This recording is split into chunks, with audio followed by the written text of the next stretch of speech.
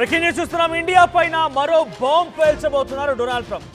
ఇప్పటికే 50% టారిఫ్ విధించి Russia Ukraine యుద్ధానికి మీరే కారణమంటూ ఇండియాని బూచిగా చూపిస్తున్న డొనాల్డ్ ట్రంప్ ఇప్పుడు సెకండ్ ఫేజ్ ఆఫ్ టారిఫ్స్ కూడా సిద్ధమయ్యారట. ఆయన వైట్ హౌస్ వేదికగా నిన్న ఏర్పాటు చేసినట్టు ఒక సమావేశంలో మీడియా అడిగిన క్వశ్చన్ కి ఆయన సమాధానం ఈ రకంగా ఉంది. Yes, I'm ready to impose second phase of tariffs on Russia and its oil buyers. ఆ రష్యా పైన, రష్యా నుంచి ఆయిల్ కొనుగోలు చేసినటువంటి దేశాలపైన నేను second phase of tariff imposing కి సిద్ధమయ్యాను వితౌట్ ఎనీ ఫర్దర్ డీటెయిల్స్. ఏ రకంగా నేను టారిఫ్ ఇంప్లిమెంట్ చేస్తాను, ఏం చేస్తానని చెప్పకుండా రష్యా నుంచి ఆయిల్ కొనుగోలు చేసే దేశాలపైన, అంటే ప్రముఖంగా భారతదేశం మరియు చైనాల పైన టారిఫ్ని అధికంగా పెంచుతానని చెప్పి డొనాల్డ్ ట్రంప్ అంటున్నారు. ఆయన అక్కసుని, ఆయన ఆగ్రహాన్ని, ఆయన యొక్క చర్యల్ని మరోసారి బయట పెట్టాడు డొనాల్డ్ ట్రంప్. రష్యా నుంచి ఆయిల్ కొనుగోలు చేస్తున్న దాంట్లో అత్యధికంగా కొనుగోలు చేస్తోంది చైనా మరియు భారత్లే. సో ఈ రెండు దేశాలపైన ఇప్పటికే టారిఫ్లతో మూత మోగించాడు ఆయన. 50% ఇండియాలో ఇంప్లిమెంట్ అవుతోంది. అటు చైనాలో కూడా భారీ మొత్తంలో టారిఫ్ ఇంప్లిమెంటేషన్ కొనసాగుతుంది. ఇదిలా జరుగుతూ ఉండగానే ఫెడరల్ కోర్టులు కూడా డొనాల్డ్ ట్రంప్ని తప్పుపట్టాయి. నీకు ఆ అధికారం లేనేలేదు, నువ్వెలా ఇంతలా టారిఫ్ పెంచుతావని చెప్పి కూడా ఆయన చర్యలకి తప్పుపట్టాయి. అయినా కూడా డొనాల్డ్ ట్రంప్ వినిపించుకోకుండా ఇంకా టారిఫ్లు పెంచుతానంటున్నాడు. ఒక విషయం మనం గమనిస్తే, అసలు రష్యా ఉక్రెయిన్కి, ఆ యుద్ధానికి భారత్కి చైనాకి ఏమైనా సంబంధం ఉందా? భారత్ నుంచి ఏమైనా యుద్ధ సామాగ్రి వెళ్ళిందా? భారత్ నుంచి సైన్యం వెళ్ళిందా? భారత్ నుంచి ఇంకేదైనా ఇండిజినస్ వెపన్స్ వెళ్ళాయా? భారత ప్రధాని ఎక్కడైనా రష్యా ఉక్రెయిన్ యుద్ధం జరగాలని కోరుకున్నారా? భారతీయులు ఎవరైనా రష్యా ఉక్రెయిన్ యుద్ధం జరగాలని కోరుకున్నారా? అసలు భారత్కి రష్యా ఉక్రెయిన్కి సంబంధమే లేదు. ఎట్టి పరిస్థితుల్లో ఏ కొసాన చూసినా ఎటువంటి పరిస్థితుల్లో కూడా సంబంధం లేనేలేదు. కానీ అటువంటి నేపథ్యంలో భారత్పై కావాలని అక్కసు వెళ్ళగక్కుతూ భారత్పై ఏ రకంగా అయినా కూడా నయవంచన గురి చేయాలి, భారత్ని ఇబ్బందులు పెట్టాలని ఒక దురాలోచనతో డొనాల్డ్ ట్రంప్ యొక్క వ్యవహారం కనబడుతోంది. కానీ ఇక్కడ ఇంకేమీ లేదు. నిజంగా రష్యా ఉక్రెయిన్ యుద్ధాన్ని ఆపాలనుకుంటే రష్యాతో మాట్లాడండి, ఉక్రెయిన్తో మాట్లాడండి, రెండు దేశాల నేతల్ని కలిసి ఒకే చోట కూర్చోబెట్టి మాట్లాడిస్తాను. ఇంకా ఎడబోయింది మీ చర్యలు, ఎక్కడ పోయాయి?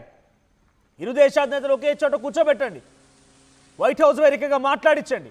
వేరువేరుగా మాట్లాడే సమయంలో ఉక్రెయిన్ని మాట వింటుందని చెప్పి డొనాల్డ్ ట్రంప్ అనుకున్నాడు. కానీ ఉక్రెయిన్ అధ్యక్షుడు జెలెన్స్కీ కూడా ఎట్టి పరిస్థితుల్లో ఆ డొనాల్డ్ ట్రంప్ మాట వినే పరిస్థితి కనపడలేదు. ఉక్రెయిన్ అధ్యక్షుడు జెలెన్స్కీ ఏమంటున్నారు?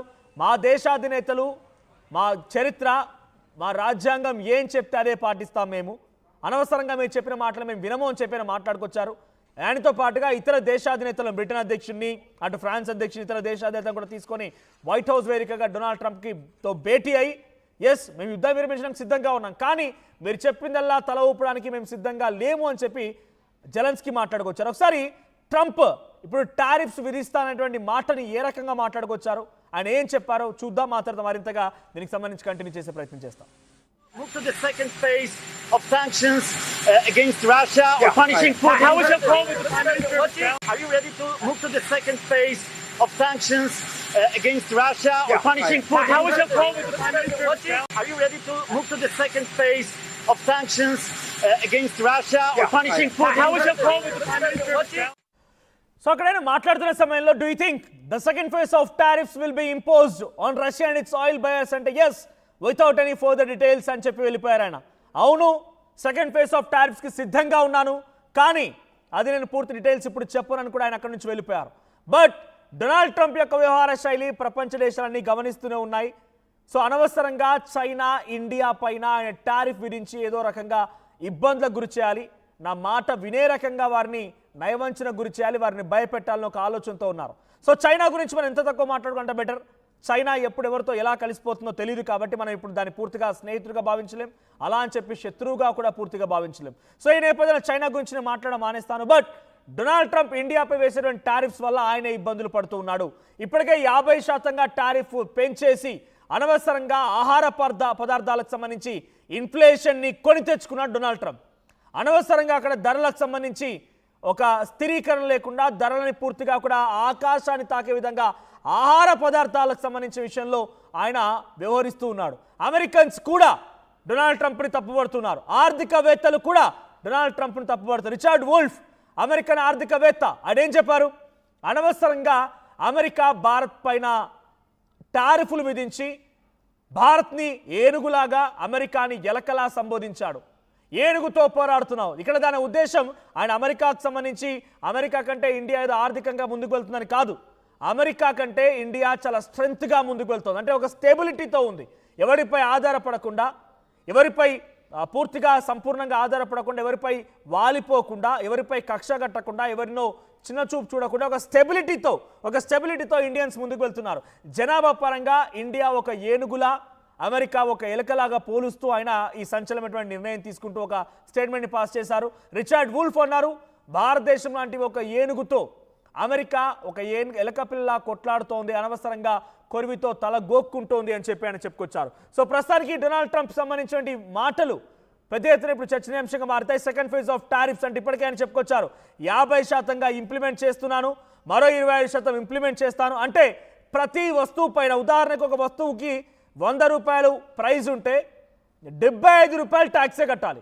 సో అమెరికన్స్ ఎవరైనా కనుక మన వస్తువు కొనుగోలు చేయాలంటే 100 రూపాయల వస్తు ధర ఉంటే 75 రూపాయలు. అంటే దీన్ని బట్టి ఏం జరుగుతుంది, అమెరికన్స్ మన వస్తువు కొనడం ఆపేస్తారు. మన దగ్గర ఏం సప్లై అవుతూ ఉంటాయి, మన దగ్గర వీట్, రైస్, ఫ్రూట్స్ అండ్ ఇతరత్ర తినుబండారు అధికంగా సప్లై అవుతూ ఉంటాయి అమెరికాకి.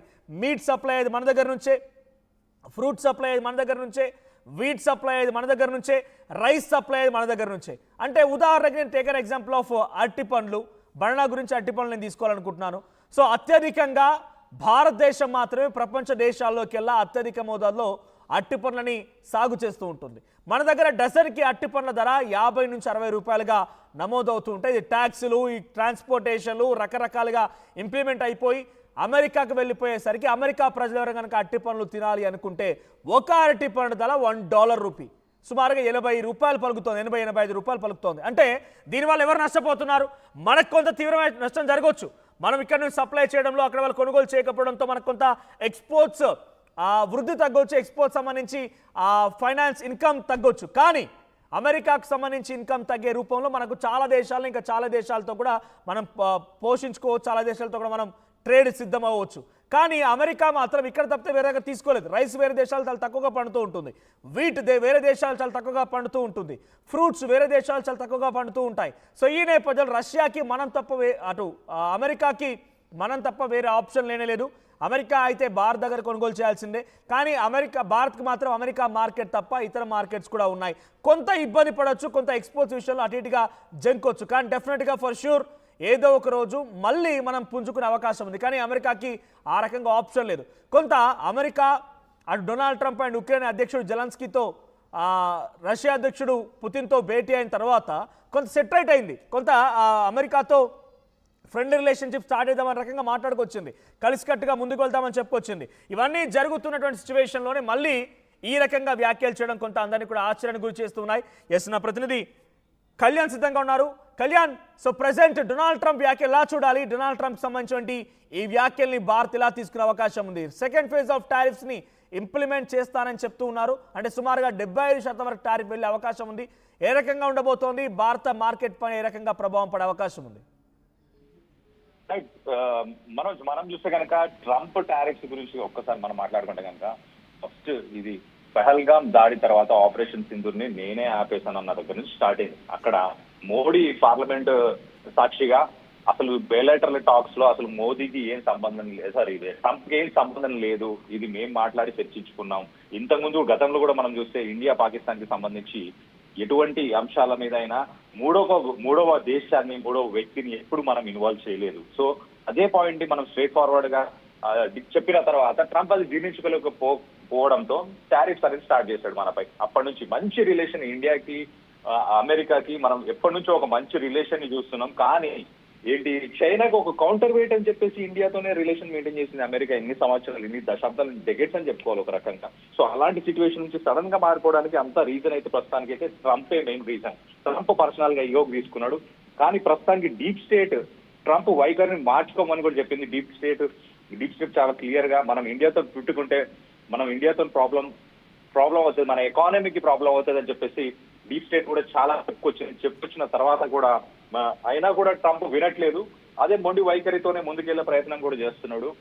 సో మొత్తం మీద అయితే ఇప్పుడు మళ్ళీ టారిఫ్స్ వేస్తా అన్నా కూడా అది వెయ్యకపోవచ్చు. ఎందుకు అని అంటే డీప్ స్టేట్ కానీ లేకపోతే అతను గైడ్ చేస్తున్న అనలిస్టులు, ఎకానమిస్టులు ఎవరైతే వాళ్ళందరూ ఉన్నారో వాళ్ళందరూ ఖచ్చితంగా దీన్ని అపోజ్ చేస్తారు.